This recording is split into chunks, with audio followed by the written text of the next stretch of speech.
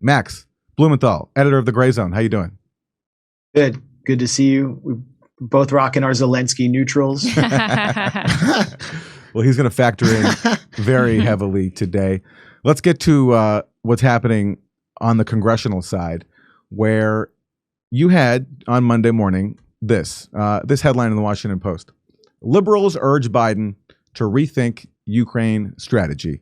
Democratic lawmakers letter calls for direct U.S. talks with Russia. It was a very simple letter just saying to President Biden, hey, while we're giving you tens of billions of dollars to funnel to the military-industrial complex and to warlords inside Ukraine to fight a proxy war against a nuclear-armed power, maybe also you could consider talking to Russia. That's basically what the letter said. It was pretty tepid. Well, guess how long that letter lasted? 24 hours, because 24 hours later, here's the headline. Liberal Democrats withdraw letter to Biden that urged him to rethink Ukraine strategy. Wasn't that the wrong way to go about it, though, with that letter? Like, shouldn't it have been like spray painted on the ass of an expensive ball gown at a Met Gala? Like AOC, exactly. And here's more from the Washington Post. On Tuesday, Pramila Jayapal, who's the chair of the Congressional Progressive Caucus, this is what she said. Pramila Jayapal said the letter had been drafted several months ago and released by staff without vetting. So she's throwing her underlings under the bus. Don't their underlings write the letters though too? I mean, I know like this thrown under the bus, but isn't that how the whole thing works? Your underlings just do all this stuff and then you. Yeah, and there's no way she did not sign up on this before it went out. There's absolutely no way. So she's just, throwing her people on the bus. Pramila Jayapal also sought to distance Democrats from recent comments by House Minority Leader Kevin McCarthy, who suggested that a Republican-led House would not support additional aid to Ukraine. You can't be associated with those Republicans who are even thinking about pulling funding for the Ukraine process. I remember, did we do that we might have done it here on this show, but I remember seeing that like this is a reason they may not give as much money to Ukraine. Do you remember that story? It was not that long ago. No, Senator Chris Murphy said, I told you they're going to pull funding. Pramila Jayapal went on, the proximity of these statements created the unfortunate appearance that Democrats, who have strongly and unanimously supported and voted for every package of military, strategic, and economic assistance to the Ukrainian people, are somehow aligned with Republicans who seek to pull the plug on American support for President Zelensky and the Ukrainian forces. So we can't give the appearance that we're possibly thinking about not spending tens of billions of dollars more of your taxpayer money on this proxy war. Well, if it shows those Republicans, then that's great. And here's one of the Congress members who signed the letter, Sarah Jacobs. She says, timing in diplomacy is everything. I signed this letter on June 30th, but a lot has changed since then. I wouldn't sign it today. We're closer to nuclear war. We have to continue supporting Ukraine economically and militarily to give them the leverage they need to end this war. And here's Ilhan Omar. This is my favorite one. Timing is everything in public policy. Letters are written to respond to a moment, and in politics, moments pass in the speed of light. In this particular case, the letter was a response to intel we were getting on the war and the pathway forward. Some kind of secret intel that they were getting that made them think it was time for negotiations, but obviously things have changed. Let me bring in Max Blumenthal here. Max, you've been watching all this unfold. What is your take on all this? Well, we did like a 5.5 hour live stream at the Gray Zone yesterday, which you participated in. We talked about it. People can see our discussions up at our YouTube channel. And I know a little bit more than I did then, but after this mega session, which I probably should have been wearing a diaper, because I've never done a stream that long with so many guests, and also with no amphetamine assistance. I mean, it was tough. So I needed a drink, so I went to a bar up on Capitol Hill, and this is a bar like right near the Capitol that a lot of Hill staff and members of Congress hang out at. And I was just sitting next to some Hill staffers, and I heard and a segment came on CNN about this, and I just heard them grumbling like the the signers of this letter and what idiots they are, because Ukraine has captured territory the size of Delaware and Ukraine is going to win. They're going to achieve a total victory. So why would they call for negotiations now? And that's obviously the message that was delivered to these progressive caucus hacks who really don't know anything about foreign policy, don't seem that committed to anti-war politics or to just the concept of negotiations and diplomacy. I think that was impressed upon them, and the fact that midterms are coming up. Biden cannot stomach this. There's no space in the Democratic Party right now for negotiations. Biden needs to send the message that he is supporting in Ukraine a victorious campaign against the evil authoritarian Russia. And so that's what I think they mean by we need more time. And I should just say I did talk to some Hill sources who are around some of these offices. And what I got from them was the sense that the walk back, the pathetic withdrawal of these 30 members of Congress was due to nothing more serious than a bunch of blue checks on Twitter getting upset with them, along with an organized, coordinated push by pro-proxy war constituents. And, you know, I mean, I'm sure many audience members, people watching this know this.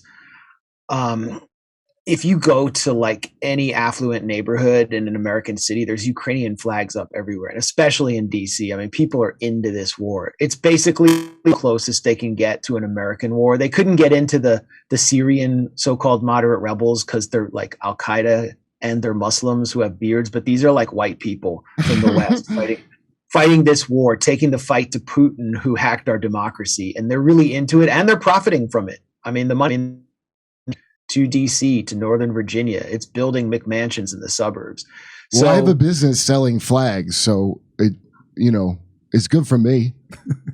I will say, Yeah. not since. yeah, I mean, we should just change the gray zone colors to like the blue and yellow zone, and we'd make tons of money selling apparel. So wait, because they had to apologize for just suggesting that they talk. How you said 24 hours? That's how long it took. Yeah, 24 hours. The letter was retracted 24 hours after it was released. So that's not since I had to see Patton apologize for knowing Dave Chappelle from a photo. Well, you know, Have I Patton seen? blamed all of his losses on shell-shocked privates who were on the front. Just like, the buck stopped with that guy over there, who I won't name, who's my underling. That's the motto of Premier Jayapal in the Progressive Caucus. Well, one of the signatories, one of the few signatories who didn't apologize for signing it, because that was one of the funniest displays, is you have all these people who signed a letter falling over themselves to apologize for signing it and claiming they did it months ago when things were It different. sounds like that tepid free speech letter in Harper's or something. Remember when people signed it and they all had to like take it back? Oh, sure, about cancel culture. Yeah. Yeah, right. Oh, yeah. Like Oh, 6 and years they, after it's a thing, and like, Well, they also had to exclude Glenn Greenwald. yeah, Like, right. We had a discussion, and we decided to cancel Glenn Greenwald in our letter against cancel culture. Did that somehow figure into this Ukraine thing now? Well, one of the few signatories who didn't apologize for signing it was Ro Khanna, friend of the Jimmy Dore show, obviously. And he was on CNN to explain himself, because obviously CNN was the anchors were very upset with him for signing this. And he pointed out that the letter really didn't articulate any change of policy at all. Yeah, right. Not at all. So this is what he said. Turned really into a messy own goal on the part of your caucus. What happened? Well, Bianna, let me just say what my position is, which matters. I have supported every package of giving aid to Ukraine, and I plan to support continuing to arm Ukraine. All the letter said is that we, at the same time that we stand with Ukraine, need to make sure that we're reducing the risk for nuclear war, that we're engaging in talks with the Russians to make sure that the conflict doesn't escalate. We need to support Ukraine with arms, and we need diplomacy. That's common sense. Well, Congresswoman Jayapal seemed to suggest that this. When did Putin get to you, Ro Khanna? That radical. He's like, I'm still on board. I'm going to keep voting for weapons no matter what. Don't worry. All I'm saying is just talk to the Russians. Just talk to them. Oh Talk my to them. God. Well, here's someone who initially welcomed the letter, but then walked it back after he saw everybody else getting mad at it. This is Turned really into. Matt Duss. He is now a former foreign policy advisor to Bernie Sanders, has moved on to a position at a DC think tank. And this is what he initially said when the letter came out. He said, this is a good letter, backs the administration's continuing support for Ukraine, urges more aggressive U.S. diplomatic effort to identify possible ceasefire options while making clear no agreement will be made without Ukraine. So he was happy with this letter at first. But then after Bernie Sanders and others got mad at this letter and it was retracted, this is what he said. He changed his tune. He says, my assessment of the letter's contents isn't as harsh as some. You welcomed it. You said it was a good letter. But there's no question that the timing and lack of consideration here was disastrous. The folks who precipitously pushed the letter out have done real damage to the progressive foreign policy project. You know what? I did get a good idea for a CNN. It would be called CNN Walk Back, and then you could come on and walk back your various letters from the day before that say nothing. But look, first of all, what is the progressive foreign policy project? It's no negotiations. So it was bad for the progressive foreign policy project to call for negotiations. Yeah, I guess I don't know. Like, it's not clear what the project is, but you better be on board with it. And he again, so what they're trying to do is blame some congressional staffers for this, which I've never seen the degree to. I've never seen congressional staffers sold out this hard. I don't know, Max. You've been around DC for a long time. Have you ever seen something like this before? I can't remember anything like this. I don't think anyone's been fired. I think I saw Ro Khanna actually defending some Hill staffers who might be getting blamed for this. I see the Quincy Institute has been blamed for it, which is this think tank that has some foreign policy realists on board. But it's really notable that Bernie's top two foreign policy advisors from 2020 are leading the attack or heavily involved in the attack. That's Matt Duss, who, as I predicted, would, after the campaign and him sucking up to Russiagate extremists and the Blue Anon crowd, selling out his own boss while he was being Russiagated, he moved on to some Beltway think tank.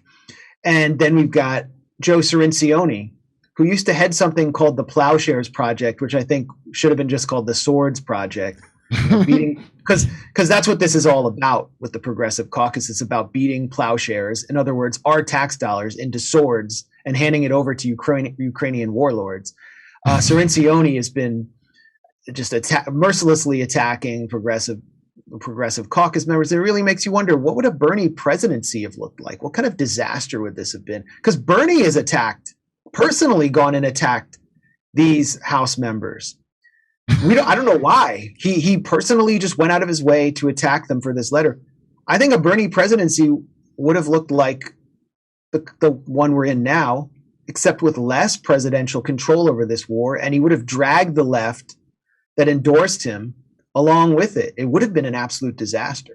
And let's say he made a peace deal with Vladimir Putin. Would he have withdrawn it 24 hours later?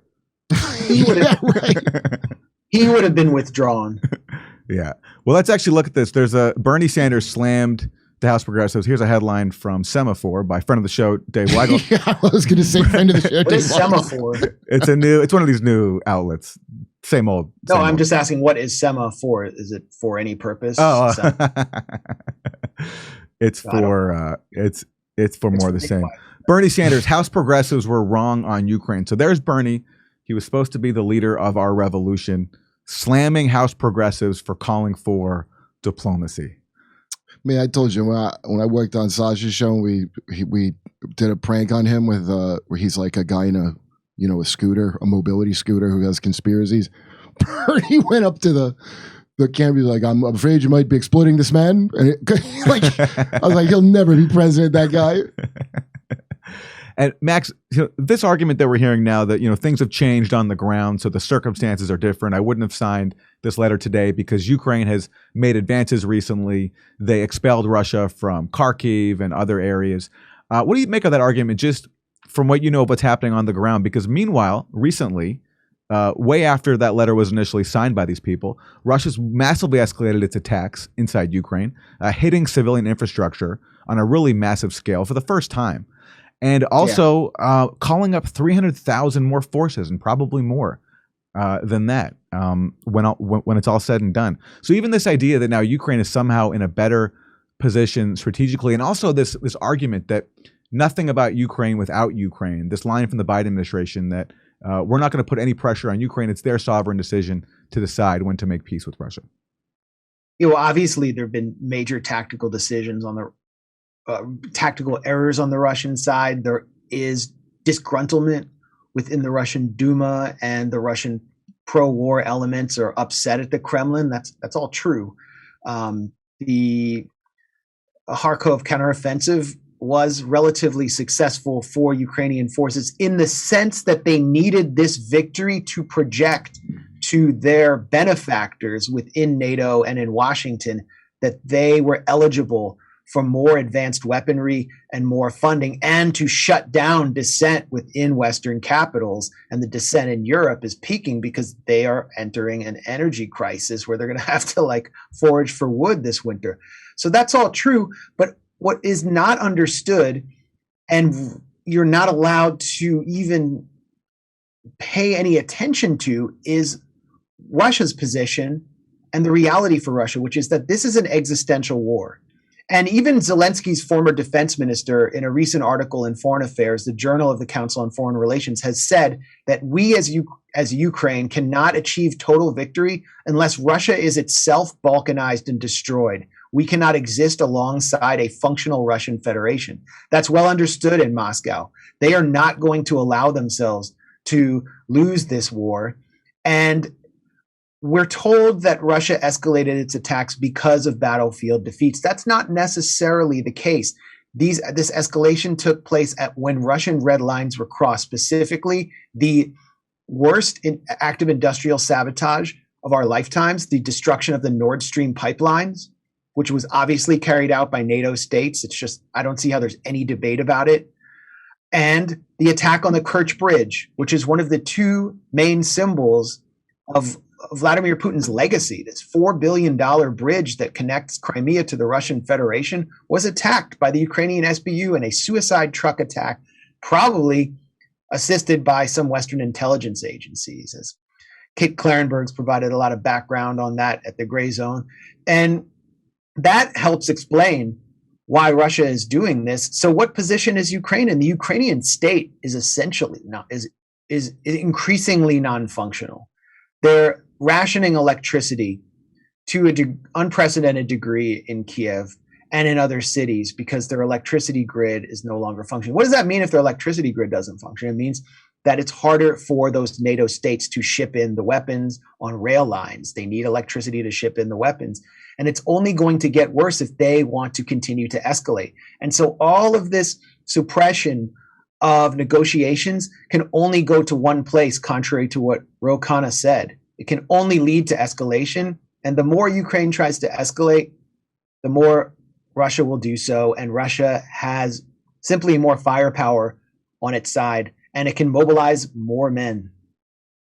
And, as we wrap this segment, what is so disingenuous about this claim, both in the initial letter, this call for diplomacy on Biden, to ask him to conduct diplomacy, and in the Biden administration's claim that, we're not going to do anything about Ukraine without Ukraine, is that both the letter and the Biden administration ignore the fact that it's documented that back when Ukraine tried to negotiate with Russia back in March and April, and they reached the outline of a deal, we know now from multiple sources, from Ukrainian sources, from Fiona Hill, a former White House expert, and from Russia, Vladimir Putin made this allegation directly, that there was an agreement reached, but that the U.S. and the U.K. sabotaged it when Boris Johnson went over to Zelensky and said, we're not going to back you up if you sign a deal with Russia, and we want you to keep fighting him. So this notion that diplomacy just needs to be pursued, which is the assumption of the Congressional letter that was retracted, is false. And this claim on the Biden administration's part that, we're not going to do anything without Ukraine being involved. When Ukraine tried to do it themselves, the U.S. and the U.K. sabotaged it. And so that's why just this whole conversation is so ridiculous that they can't even countenance the possibility, a vague suggestion that diplomacy be pursued. But let me end by quoting a senior congressional aide who was involved in this letter, who spoke to Vox. We floated the world's softest trial balloon about diplomacy, got smacked by the blob, and immediately withdrew under pressure. I hate the idea that it's going to look now like progressives are endorsing the idea that diplomacy is appeasement. That's from a senior congressional aide, and that's exactly what has happened. Great statement. Yeah, what's about to happen, Aaron, is that the Democrats are going to get smacked by the Republicans, and the Progressive Caucus will be even weaker in a few weeks. Yep. And look, on that point, here's a Republican, Thomas Massie, who says this: American voters support their now retracted call for diplomacy, as do I. If there was political pressure for them to retract their statement, they have already conceded that pressure did not come from those who elect them. That's a Republican, Thomas Massie. So he's not, he's like, I still stand with their initial non-retracted statement. He's still standing with the initial one. Yeah. Well, we interviewed Thomas Massie at the Gray Zone. I encourage everyone, back in March, on the same day that I interviewed Ro Khanna about this. And I asked Ro Khanna, are you going to give them all they're asking for? Are you going to give them all that aid? You're going to give them all those weapons? Do you realize that? I wasn't even like, I mean, I was arguing with him a little bit, but he was just like, this is a great war. It is a moral war. It is the best war. I'm going to give them everything they want. And now look at the position he's in. Wait, Massie or Ro Khanna? Ro Khanna. Oh, Thomas okay. Massie, I caught up with him at a meeting of a press conference of the Second Amendment Caucus with Marjorie Taylor Greene, Louis Gohmert, and Lauren Boebert and that crowd. And I asked him, and he said, absolutely not. This is it's disastrous to escalate. It's going to cause an economic crisis. There won't be any fertilizer. Europe will have a food crisis, et cetera. A very detailed answer. So those are the libertarians in Congress. They're the ones who are opposing this war. And any coalition with them or working with them is, branded by the U.S. left as like working with fascists. So the anti-war movement is just in a terrible position in the U.S. because of this. Hey, we're going to see you in Miami, West Palm Beach, Denver, Palm Springs, Austin, Burbank. That's right, the Saturday after Thanksgiving here in Burbank, and lots of dates in Los Angeles in December. Go to jimmydorcomedy.com for a link for all our tickets, and join our premium program when you go there too.